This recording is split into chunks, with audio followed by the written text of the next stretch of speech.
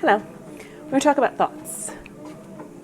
Talk a lot about thoughts because the thoughts create our world. So here's two pitfalls that I see people fall into with thoughts. First, they think that everyone should think the way they do. And they don't. We all have our own point of view. We all have our own programs. We all have our own beliefs. So just because you would do something a certain way doesn't mean that the other person thinks that way.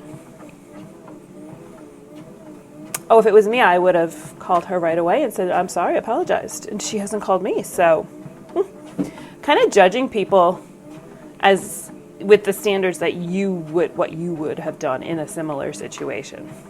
Which, first of all, you have no idea what you would have done in that situation. And second of all, you're not in that person's situation. They might not have even noticed that they did something wrong if you think you were, somebody said something or did something. And how many times have you done or said something completely innocent and someone took it the wrong way? This wasn't your intention. But they took it because everything you take in is because of what you were thinking inside. So if someone says something to me like, oh, you did another video on that treadmill, huh? And that's in print. Do you see how I made that sound?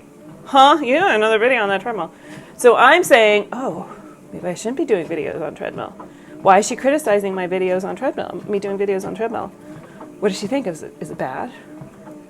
Should I not do that? Maybe I go outside. Like if I have an insecurity, if I have a doubt in my mind about what I'm doing, I can completely twist anything anybody says to make it all about me and how I'm doing something wrong.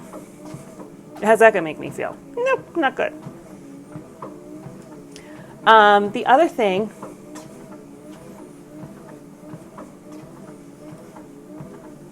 one is we take people's thing. What was the other thing?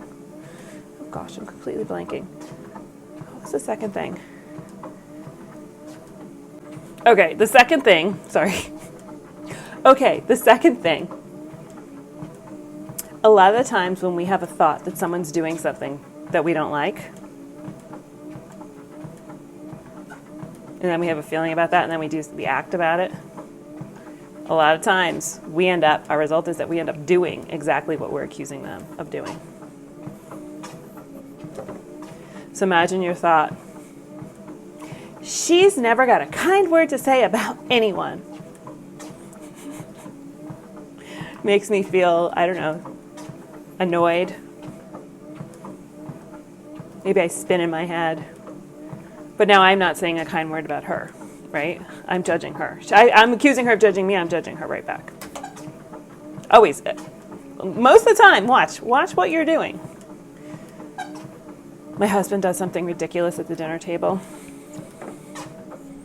And I start, he burps or chews his mouth open, and I start yelling at him, oh, you're being a bad example to the kids. What am I doing?